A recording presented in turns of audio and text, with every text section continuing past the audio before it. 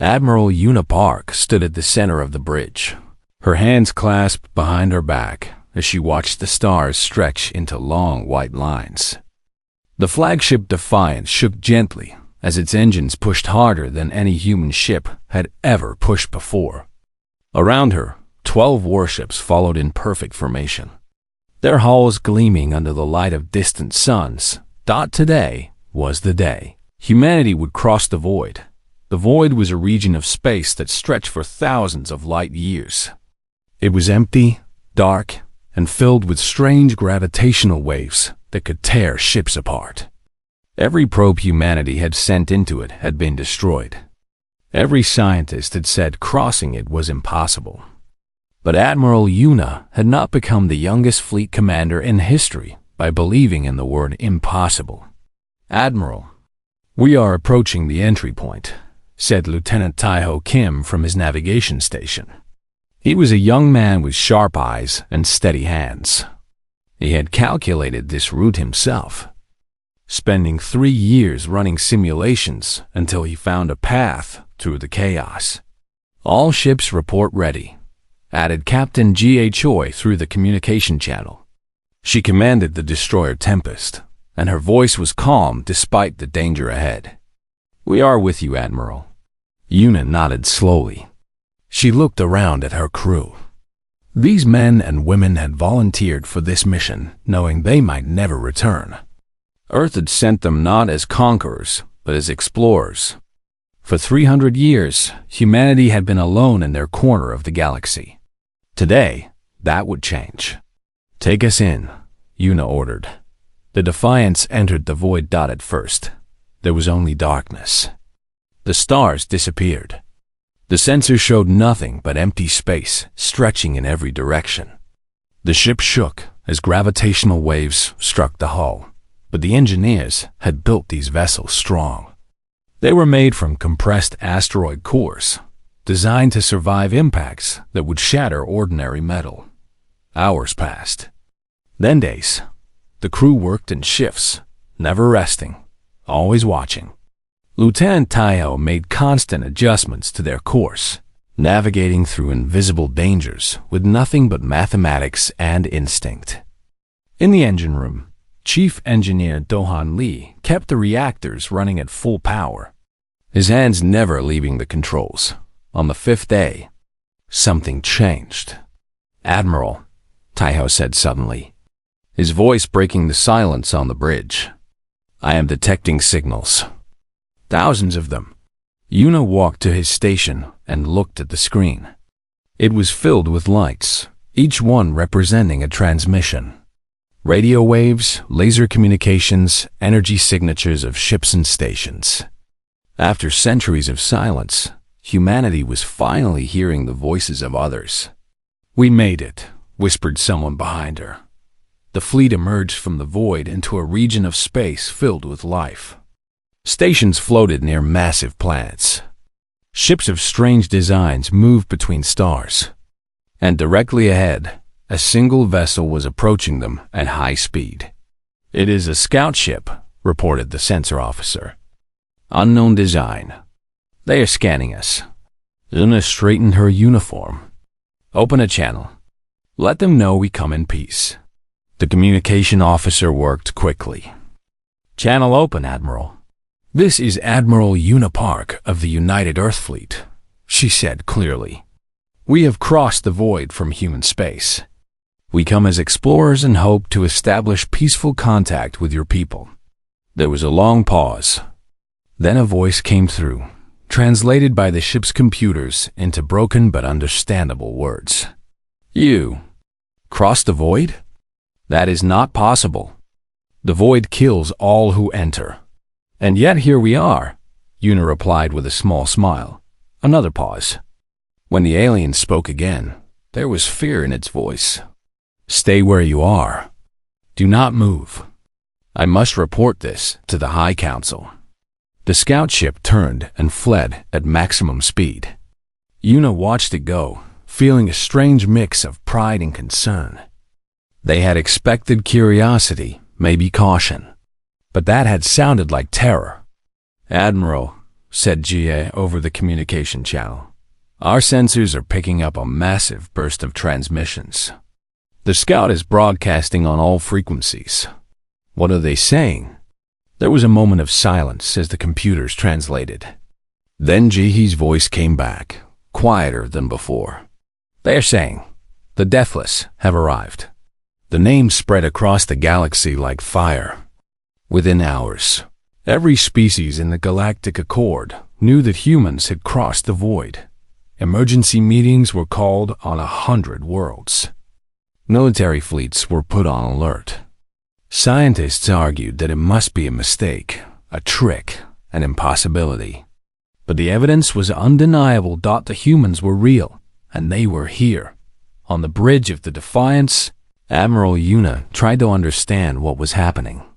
The Galactic Accord, she learned from intercepted transmissions, was a coalition of 47 species that had ruled this region of space for 10,000 years. They had technology far beyond anything on Earth. They had conquered worlds and built empires. And they were afraid of humanity. "Why do they call us the Deathless?" asked Taiho, confusion clear on his face. The answer came from Dr. Yoonji Beek, the ship's medical officer. She had been studying the alien transmissions and had found something disturbing. "They have been watching us," she said, her voice heavy, "for thousands of years. They sent probes to our solar system long before we developed space travel. They observed our history." "What did they see?" Yuna asked. Yoonji pulled up images on the main screen. Ice ages that lasted millennia. Plagues that killed millions. Wars that burned entire continents. Nuclear explosions that poisoned the land. Climate disasters that flooded cities and turned forests to desert. "They saw all of this," Yoonji said. "And they saw us survive. Every time they thought we would die, we came back. They have records of species that went extinct from far less. But humans just kept going. They started calling us the Deathless because they could not understand how we were still alive." The bridge was silent. Yuna stared at the images of Earth's terrible history and felt something she had not expected. Pride. "They thought the void would kill us too," she said slowly. "That is why they never contacted us. They believed we were trapped. And now we are free," said GA through the channel. "No wonder they are scared." A new transmission came through, this one official. It was a summons from the Galactic Accord's High Council on a world called Nexus Prime. They wanted to meet the humans. They wanted to understand how the Deathless had finally escaped their prison. Yuna looked at her crew. These were the first humans to see alien stars. The first to hear alien voices. Whatever happened next would change history forever. "Set a course for Nexus Prime," she ordered. "Let us show them who we are." The fleet moved forward into the unknown. Behind them, the void sat dark and silent, no longer a barrier but a monument to human determination. Ahead, 47 species waited with fear in their hearts. The Deathless had arrived. And the galaxy would never be the same. Far away, on a world of eternal twilight. A council of ancient beings gathered in a chamber that had not been used in 300 years. They spoke in hushed voices, their words carrying the weight of empires. "What do we do?" asked one. "We watch," answered another. "We wait. And we pray that the Deathless come in peace." "And if they do not?" The question hung in the air, unanswered. Because deep down, every being in that chamber knew the truth. If the Deathless wanted war, there was nothing in the galaxy that could stop them. The humans had crossed the impossible. What else might they do? The High Council chamber on Nexus Prime was the largest room ever built by any species in the galaxy. Its ceiling stretched so high that clouds formed beneath it. Its walls were carved from the bones of a dead moon. And today, it was filled with fear. High Chancellor Morvith stood at the center podium, his tall Valorian body trembling slightly as he addressed the representatives of 47 species. He was over 800 years old, the oldest living member of his kind. He had seen wars and plagues and the rise and fall of empires. But he had never seen anything like this. "The humans have crossed the void," he announced, his voice echoing through the massive space. "This is not a rumor. This is not a mistake. Our scout ship made direct contact with their fleet. 12 warships of unknown design, carrying weapons we have never seen before." Murmurs spread through the chamber like waves. Representatives whispered to each other in 100 different languages. Some were confused. Some were angry. Most were terrified. "How is this possible?" demanded General Kethrak, the military commander of the Dracorian Empire. He was a massive reptilian creature with scales like black armor and eyes that burned with cold intelligence. "The void has killed every ship that has ever entered it. We lost 50 vessels trying to explore it. The humans should be dead." "And yet they are not," Morgoth replied. "Which brings us to the real problem." He pressed a button on his podium, and the air above the council filled with holographic images. They showed a small blue planet orbiting a yellow star, Earth. "For 10,000 years, the Accord has monitored this world," Morgoth continued. "We watched the humans develop from primitive creatures into a spacefaring civilization. And in all that time, we made one consistent observation. The images changed, showing scenes that made many representatives look away in horror. Cities burning under nuclear fire. Bodies piled in the streets during plagues. Soldiers fighting in muddy trenches while poison gas rolled across the battlefield. Floods drowning millions. Droughts turning green lands to dust. They should have died," Morva said quietly. 100 times they should have died. Any other species would have gone extinct long ago. But the humans did not die. They survived. They rebuilt. They grew stronger. Our scientists gave them a name based on this observation." He paused, letting the weight of the moment settle over the chamber. The Deathless. Silence fell over the council. Even General Kethrak had nothing to say. Far from Nexus Prime, the human fleet waited in neutral space. Admiral Yuna had received the council's invitation, but had chosen to send a delegation rather than risk her entire fleet. Now she stood in the shuttle bay, watching Ambassador Cerise of the Thalixian species step off her transport ship. Cerise was unlike any creature Yuna had ever seen. She was tall and thin, with skin that shifted colors like oil on water. Her eyes were large and silver, and they studied the humans with obvious fascination. "Admiral Park," Cerise said, her voice musical and strange. "Thank you for agreeing to meet with me. The council has many questions." "As do we," Yuna replied. "Please, follow me."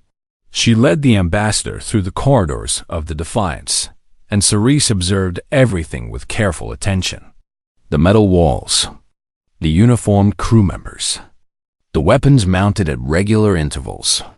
When they passed the engineering section, Chief Engineer Do-Hwan Lee was explaining something to a group of technicians. "The reactor is running at 80%, Do-Hwan said casually. "We can push it to 120 if needed, but that increases the risk of a core breach." Cerise stopped walking. Her colors shifted to a pale blue that Yuna was beginning to understand meant surprise. "Your reactors can exceed their rated capacity?" Cerise asked.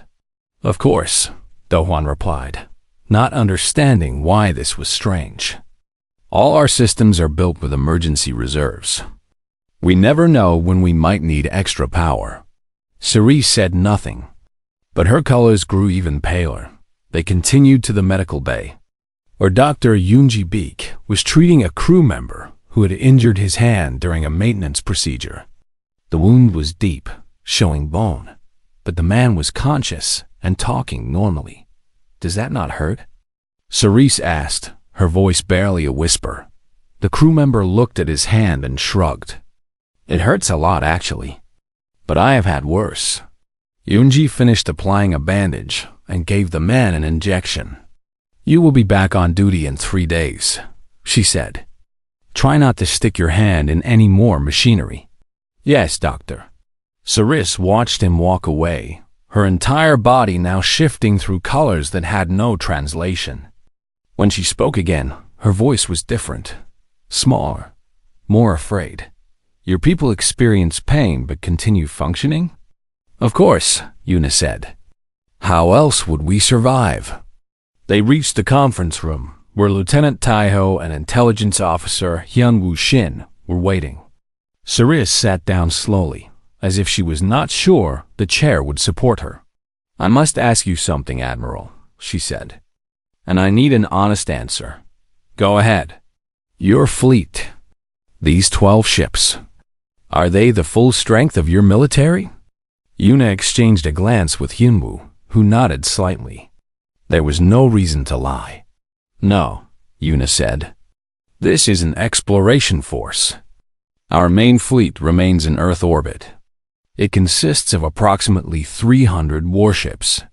Cerise's colors drained away completely, leaving her skin a dull gray. 300? We were not sure what we would find out here, Yuna explained. We sent a small force first to make peaceful contact. If we had wanted to invade, we would have sent everything. The room was quiet. Cerise seemed to be struggling with something, her body language showing deep conflict. Finally, she spoke again. Admiral, I must be honest with you. There are members of the Accord who want to destroy your fleet before you can return home. They fear what humanity might become.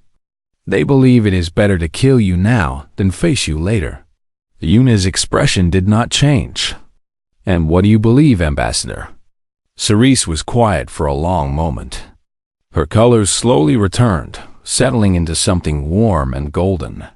I believe the Accord has made many mistakes over the centuries. We have conquered species that meant us no harm. We have allowed the strong to abuse the weak. We have become comfortable and corrupt. She met Yuna's eyes directly. I believe humanity might be exactly what this galaxy needs. Back on Nexus Prime, the council session had devolved into chaos. Representatives were shouting at each other. Some demanded immediate war against the humans. Others argued for diplomacy. A few quietly wondered if they should surrender now and hope for mercy. General Kethrak slammed his fist on his podium, silencing the room. Enough talking, he growled. The Dracorian Empire will not wait while humans grow stronger. I am taking my fleet to intercept them. We will destroy these Deathless before they become a true threat. High Chancellor Morvith raised his hand in protest. General, this is madness. We do not know what weapons they carry. We do not know what they are capable of. I know what we are capable of, Kethrak replied. 60 warships, the finest in the Accord, against 12 human vessels that have never seen real combat. He bared his teeth in what might have been a smile. This will be quick. He turned and walked out of the chamber. His officers followed, their heavy footsteps echoing like drums of war. Morvith watched them go, feeling something cold settle in his chest. He had read the files on human history. He had seen what they did to enemies who attacked them first. General Kethrak, he whispered to himself. You have no idea what you are walking into. On the Defiance, Admiral Yuna received a report from her sensors. 60 Dracorian warships were approaching at high speed. Weapons charged, shields raised. She looked at Ambassador Cerise, whose colors had shifted to dark red. It seems not everyone in the Accord shares your views. Ambassador. Cerise shook her head slowly. The Dracorians are fools. They see your small numbers and think you are weak. Yuna smiled, but there was no warmth in it. Then let us teach them otherwise. The Dracorian fleet moved through space like a swarm of angry predators. 60 warships in perfect formation, their black holes absorbing light, their weapons glowing with the heat of plasma charges. General Kethrak stood on the bridge of his flagship, the Dominator, watching the human vessels grow larger on his screens. 12 ships. Only 12. He had conquered planets with fewer vessels. He had destroyed species that had fleets 10 times this size. These humans, these so-called deathless, were about to learn why the Dracorian Empire had never lost a war. All ships, prepare to engage, he ordered. Target their engines first. I want at least one ship captured intact so we can study their technology. Yes, General, his officers replied in unison. On the Defiance, Admiral Yuna watched the approaching fleet with calm eyes. Around her, the bridge crew worked with quiet efficiency, each person focused on their task. There was no panic, no fear, just the steady rhythm of professionals doing their jobs. 60 ships confirmed, reported Lieutenant Taiho from his station. They are spreading into an attack formation. Weapons are hot. Our shields? Yuna asked, fully charged and ready. Captain Jihee's voice came through the communication channel from the Tempest. Admiral, we are ready to engage on your command. All ships report battle stations. Yuna nodded slowly. She had hoped to avoid this. She had come to this region of space seeking friendship, not war. But she had not survived 30 years in the military by being unprepared for violence. All ships form defensive pattern echo, she ordered. Do not fire unless fired upon. I want every being in this galaxy to know that we did not start this fight. The human fleet shifted smoothly, the 12 warships arranging themselves in a tight formation with the Defiance at the center. They looked small against the approaching Dracorian armada. Small and vulnerable. General Kethrek laughed when he saw it. They are huddling together like frightened animals, he said. This will be easier than I thought. All ships, open fire. 60 Dracorian warships unleashed their weapons at once. Plasma bolts streaked across space, brilliant blue-white against the darkness. They slammed into the human vessels with enough force to vaporize. Ordinary metal. The human ships did not vaporize. Kethrek stared at his screens in disbelief. The plasma had hit the human hulls and simply spread out, dissipated. The ships were still there, undamaged, their strange gray armor glowing slightly from the absorbed heat. Impossible, he whispered. Fire again. Full power. Another barrage. Then another. The Dracorian fleet poured everything they had into those 12 small vessels. And still the humans refused to die. On the Defiance, Admiral Yuna felt the ship shake under the impacts. Warning lights flickered briefly, then steadied. Hull temperature rising but within acceptable limits, reported Dowan from engineering. Their plasma weapons are hot, but our armor was designed to handle asteroid impacts at high velocity. This is nothing. Yuna allowed herself a small smile. The engineers back on Earth had done their job well. Taiho, are you tracking their flagship? Yes, Admiral. The large vessel at the center of their formation. Lock all railguns on that target. She paused, her voice growing hard. Return fire. The human fleet spoke with one voice. Kinetic railguns fired solid projectiles at incredible speeds, far faster than any plasma bolt. The Dracorians had shields designed to stop energy weapons, to disperse the heat of plasma and lasers. They had never encountered projectiles moving at a significant fraction of the speed of light.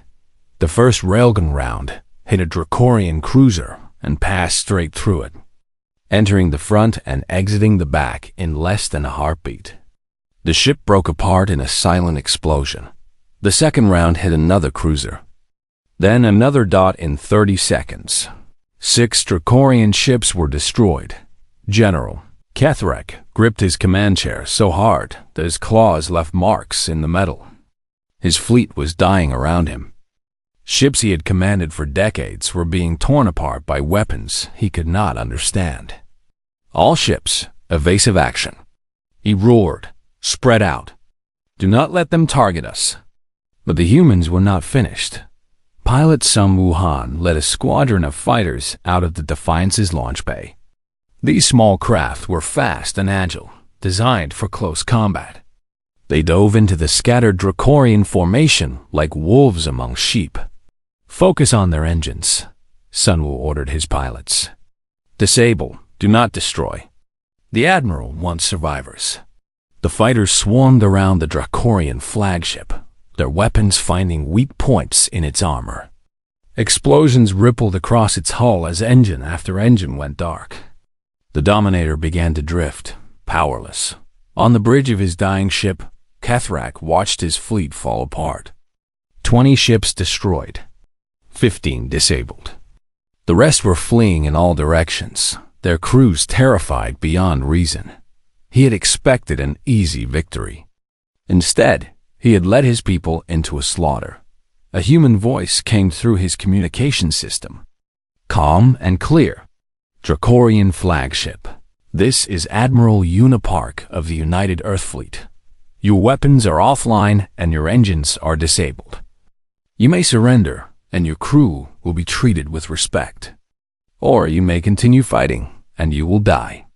The choice is yours." Kethrak wanted to refuse.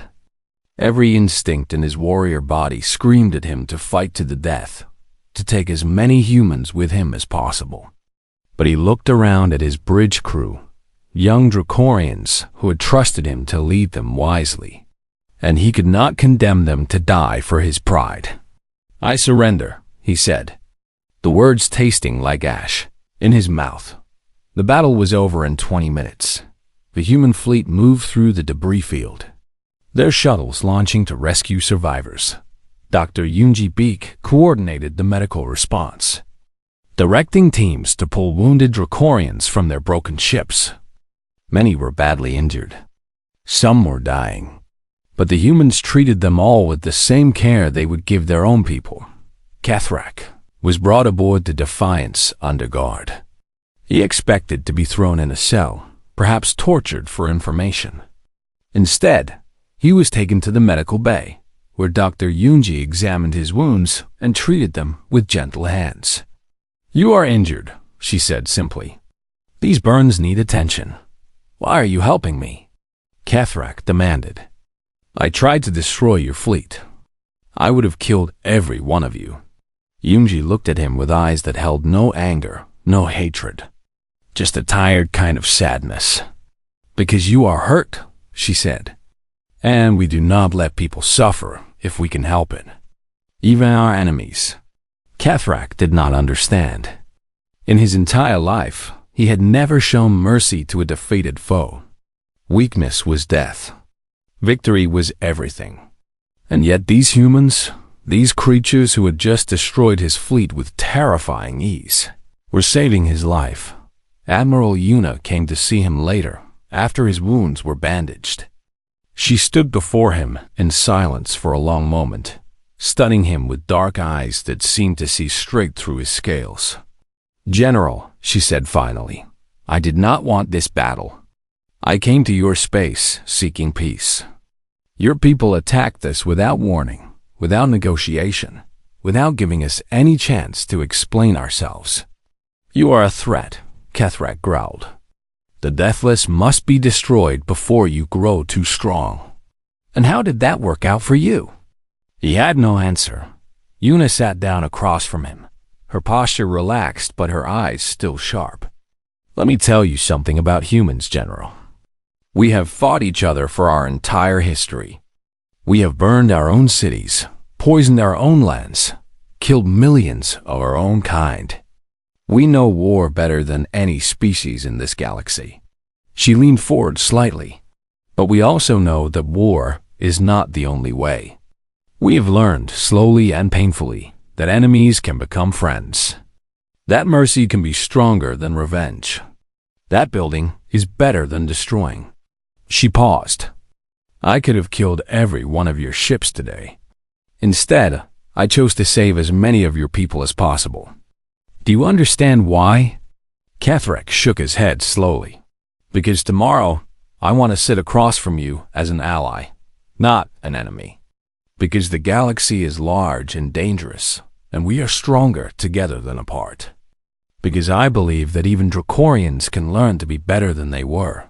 She stood up and walked to the door. "Think about that, General. Your fleet is broken. Your empire's strength is shattered. But you are still alive. Your crew is still alive. That is a gift. What you do with it is up to you." She left him alone with his thoughts, and for the first time in his long life, General Kethrak began to wonder if everything he believed might be wrong. News of the battle spread across the galaxy faster than light itself. Every station, every planet, every ship heard the same incredible story. 60 Dracorian warships against 12 human vessels.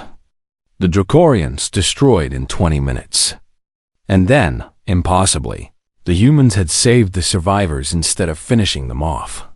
The Galactic Accord shattered like glass. On Nexus Prime, High Chancellor Morvith watched his coalition collapse in real time. Species that had been allies for centuries now screamed at each other across the council chamber. Some demanded immediate war against humanity. Others argued that the Dracorians had brought this upon themselves. A few quietly packed their belongings and prepared to flee to distant stars. "We must strike now," shouted the representative from the Calvary Dominion. "While the humans are still far from their home world, we must gather every ship we have and overwhelm them with numbers." "And how many ships do you suggest?" asked the Thalixian delegate coldly. "Because we just saw what 12 human vessels can do. They have 300 more waiting at Earth. Would you like to calculate those odds?"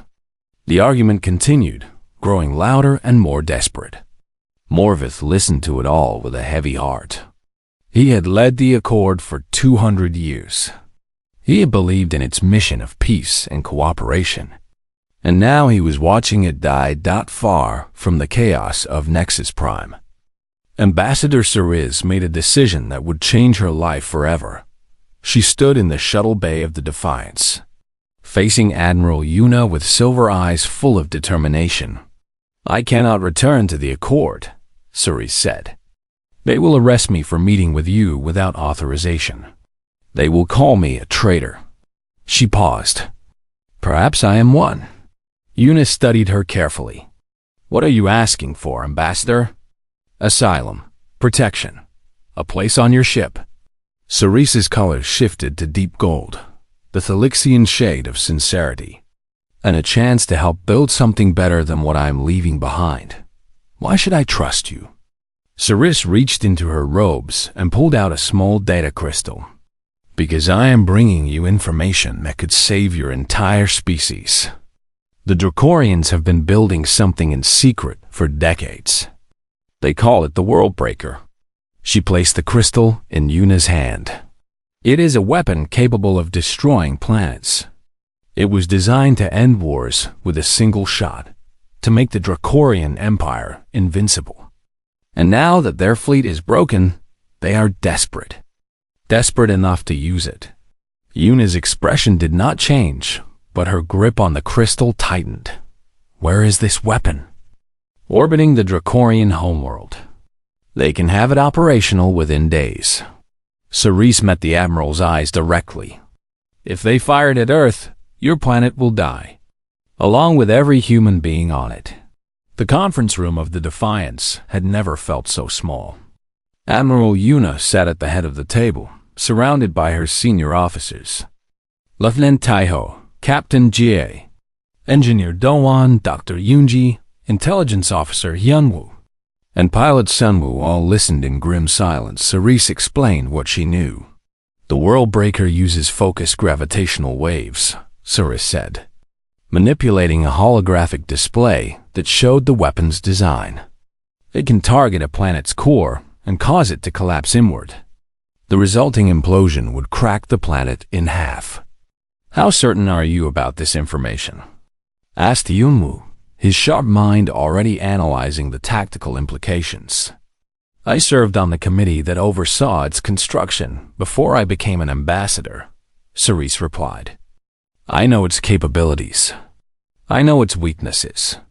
And I know that High Chancellor Morvith has been trying to prevent its use for years, but he is losing control of the Council.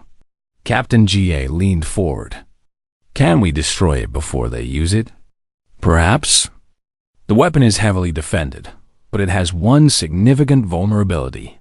Cerise pointed to a section of the hologram. The firing mechanism requires precise calibration. If you can damage this component, the World Breaker will be unable to fire. And how do we reach that component? Asked Dowan. I assume it is not just sitting on the outside of the station. It is deep inside the structure. You would need to board the station and fight through its defenses. Cerise's colors darkened. It will not be easy. Admiral Yuna stood up and walked to the window, staring out at the stars. She had come here seeking peace. She had hoped to open relations between humanity and the wider galaxy, to build bridges instead of burning them. But sometimes, peace required war. How long until the World Breaker is operational? She asked. 4 days. Perhaps 5 if they encounter technical problems. And how long to reach the Dracorian homeworld from here? Taiho answered. 3 days at maximum speed, Admiral. Yuna turned back to face her officers. Then we have no choice. We cannot let that weapon fire. She looked at each of them in turn. These men and women had followed her across the void. They had fought beside her against impossible odds.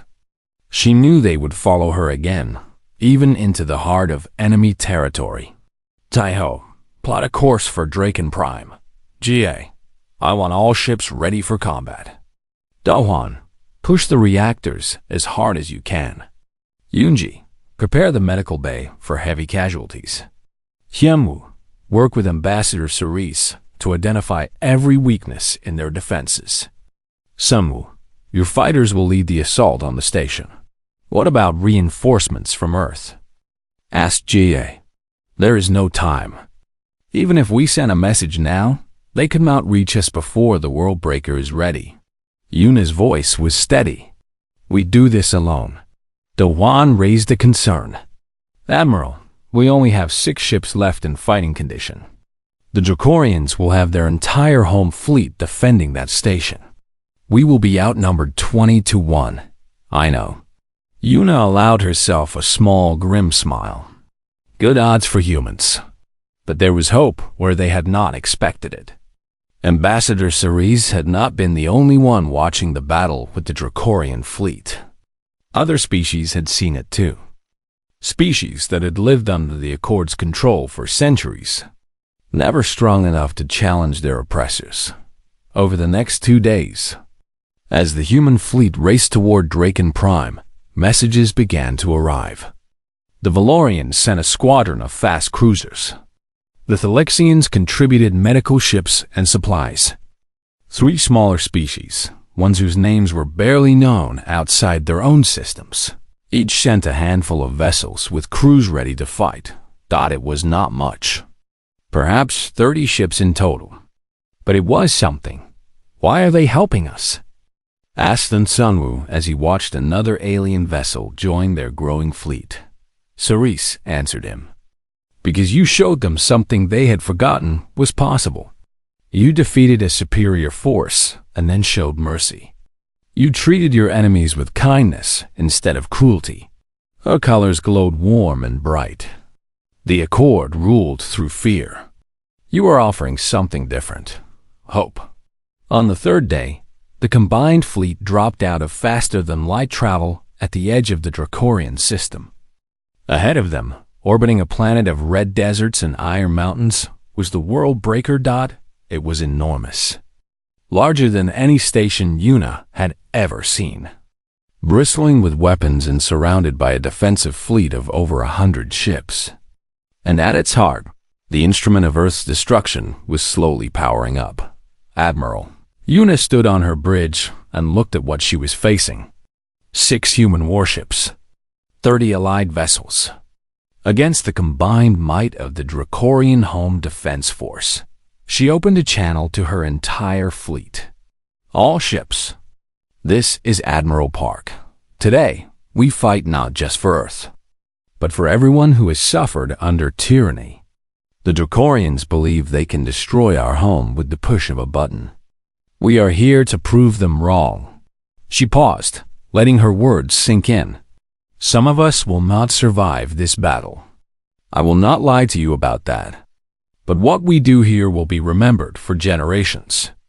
We will show the galaxy that free beings will not bow to fear. We will show them what it means to be human." A message came back from the Valorian squadron leader. "Admiral, what does it mean to be human?" Una smiled. "It means we never give up. No matter the odds, no matter the cost.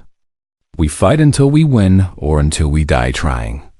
She straightened in her chair and gave the order that would begin the battle. "All ships, attack." The sky above Draken Prime burned with the fire of battle. Admiral, Una's combined fleet crashed into the Dracorian defenses like a hammer striking stone. Human railguns tore through enemy vessels, while plasma bolts filled the darkness between ships. Explosions bloomed in silence, beautiful and terrible, as vessels from both sides died in the cold vacuum. On the bridge of the Defiance, Una commanded her forces with calm precision. She had fought in battles before, but never anything like this. The Dracorians outnumbered them 4-1. Their weapons were powerful. Their crews were desperate. But the humans had something the Dracorians lacked. They were not afraid to die. "Tempest, cover the Valorian cruisers while they breach the defensive line," Una ordered. "All fighters, target the station's external weapons platforms. We need to clear a path for the boarding team." Captain Jihi's voice came back, strained but steady. "Understood, Admiral." Tempest moving to intercept. The destroyer Tempest surged forward, its railguns firing in rapid succession. 3 Dracorian ships tried to block its path. Jia destroyed 2 of them and dodged around the 3rd. Her crew working together with the perfect coordination of people who had trained together for years. Meanwhile, pilot Samu led his squadron toward the World Breaker. The massive station loomed before them, its weapons spitting plasma in all directions. Fighters died around him, both human and alien. Their small craft no match for the station's heavy guns. But Samu did not turn back. "Stay on my wing," he told his remaining pilots. "Focus on the weapons closest to the docking bay. The boarding team needs that entrance clear." They dove into the fire. Lieutenant Taiho's voice cut through the chaos. "Admiral, the World Breaker is charging its main weapon. Based on the power readings, it will be ready to fire in 15 minutes. 15 minutes. 15 minutes to breach the station, fight through its defenses, and destroy the firing mechanism." It seemed impossible, but Una had not come this far to fail. "Launch the boarding shuttles," she ordered. "Tell them they have 12 minutes to complete the mission." The shuttles left the Defiance's belly and raced toward the station. Inside one of them, Sergeant Minho Kang checked his weapon for the 10th time. Around him sat 24 Marines, the best soldiers in the human fleet. They had all volunteered for this mission, knowing they might not return. "Listen up," Minho said, his voice cutting through the rumble of the shuttle's engines. "Our target is the main firing chamber at the center of the station. We go in fast, we hit hard, and we do not stop until the weapon is destroyed." "Understood?" "Yes, Sergeant," they answered as one. "Good. Remember what we are fighting for. Everyone on Earth is counting on us." The shuttle slammed into the station's docking bay, its hull scraping against metal as it ground to a stop. The doors blew open, and the Marines poured out into a corridor filled with Dracorian soldiers. The fighting was brutal and close. Dracorians were larger than humans, stronger, covered in natural armor that could deflect glancing blows. But Minho's Marines had been trained for this. They moved in pairs, covering each other, using their smaller size to find cover the Dracorians could not reach. One Marine fell, then another. Minho felt each death like a physical blow. but he kept moving forward. They did not have time to mourn. Outside the station, the battle reached its peak. The Defiance took a direct hit that tore through its hull, venting atmosphere into space. Dohwan sealed the breach with emergency barriers, while Yunji rushed to treat the wounded. 3 Allied ships were destroyed in quick succession, their crews dying before they could escape. But slowly and possibly, the combined fleet was winning.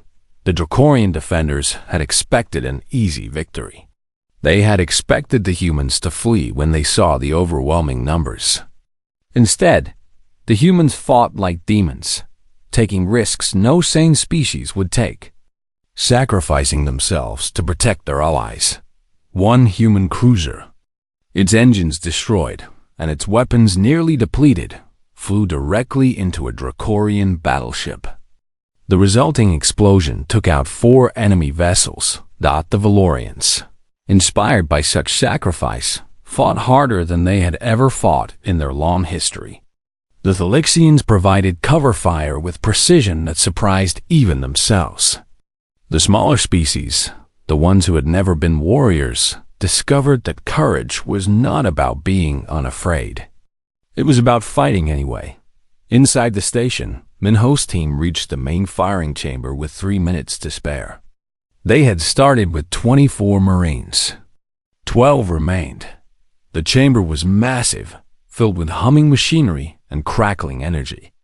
At its center was the firing mechanism, a delicate assembly of crystals and metal that focused the gravitational waves that would destroy Earth.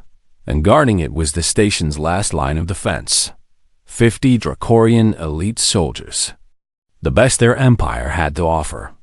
Minho looked at his remaining people. They were exhausted, wounded, running low on ammunition, but not one of them suggested retreat. "For Earth," he said quietly. "For Earth," they echoed. They charged. The battle was fierce and terrible. Marines fell, but so did Dracorians. Minho fought his way through the chaos, his focus entirely on the firing mechanism. He took a wound to his leg, another to his arm. Still he pushed forward. A massive Dracorian officer blocked his path, twice his size and bearing down with rage in its eyes. Minho raised his weapon, but it clicked empty. The Dracorian laughed and swung. Minho dodged, barely, and drove his combat knife into a gap in the creature's armor. The Dracorian screamed and fell. The firing mechanism was right in front of him. 1 minute remained. Minho pulled out his last grenade, activated it, and shoved it into the heart of the machinery. "Everyone out!" He screamed and ran. The explosion was blinding. The firing mechanism shattered into 1,000 pieces. Energy surged through the station, overloading systems, causing secondary explosions throughout the massive structure. The Worldbreaker would never fire. Earth was safe. Outside, the Dracorian fleet saw the station begin to break apart. Their super weapon was destroyed. Their home defense force was decimated. They had lost everything. The Dracorian Emperor himself broadcast a message of surrender. Admiral Yuna stood on her damaged bridge, covered in sweat and someone else's blood, and let out a breath she did not know she had been holding. "All ships, cease fire," she ordered. "The battle is over." The silence that followed was deafening. 2 weeks later, on Nexus Prime, the Galactic Accord officially dissolved. In its place, a new organization was formed, the Galactic Union, and at its founding ceremony, Ambassador Cerise stood before representatives of 50 species and introduced the woman who had made it all possible. Admiral Unipark walked to the podium. She had recovered from her wounds, but still carried herself with the weight of all she had lost. 17 human ships had been destroyed in the battle. Hundreds of Marines had died on the station. Good people who would never see Earth again. But their sacrifice had meant something. The chamber was silent as she began to speak. "We did not come here to conquer. We crossed the void because we were curious. We fought because we were attacked, We showed mercy because that is who we are." She paused, looking out at the gathered aliens. Valorians and Felixians, Dracorians and Kelvari, species that had been enemies for thousands of years, now sitting side by side. Humanity does not seek to rule the stars. We seek to explore them, together with any who would join us. But know this, we protect our own. And now, you are our own too." She smiled, and for the first time since the battle, it reached her eyes. "Welcome to the Galactic Union. Let us build something wonderful together." The chamber erupted in applause. Ceres watched from the side, her colors shining with joy. General Kethrak, who had been granted amnesty in exchange for his testimony against the old regime, stood in the back row and tried to understand these strange creatures who had destroyed his fleet and then offered him friendship. On Earth, people gathered in public squares to watch the ceremony broadcast across the stars. They saw their admiral standing among aliens, speaking of unity and hope. They saw the flag of the United Earth Fleet flying alongside dozens of other banners. They had been alone for so long. Now they were part of something greater. Sergeant Minho Kang, his wounds still healing, watched from his hospital bed on the Defiance. Most of his team had survived. They were being called heroes. He did not feel like a hero. He felt tired and grateful and proud. Lieutenant Taiho calculated that the news of their victory would take weeks to reach the far corners of the galaxy, but it would reach them eventually. Every species would know what had happened here. Every being would know that the Deathless had come, not as conquerors, but as liberators. Pilot Sunwoo had lost half his squadron in the battle. He carried their names on a list that he read every night before sleep. But he also carried their legacy. They had died so that others could live. Captain Jie walked the damaged corridors of the Tempest, already planning repairs. There was work to do. There was always work to do. But for the first time in her career, she felt like that work might lead to something lasting. Dr. Yoonji treated the last of her patients and finally allowed herself to rest. She had saved more lives than she had lost. It was not a victory, exactly, but it was enough. Engineer Do-hwan kept the engines running, as he always had. The Defiance would fly again. It would cross the stars and visit new worlds. And he would be there, keeping everything working, one repair at a time. And Admiral Una Park looked up at the stars and felt something she had not felt since she was a young girl dreaming of distant suns, hope. The galaxy had feared the Deathless. They had expected monsters, conquerors, destroyers. Instead, they had found humans. Flawed, stubborn, impossible humans who refused to give up, who fought for what they believed in, and who extended their hands in friendship even to their worst enemies. The universe would never be the same. And that, perhaps, was the most human thing of all.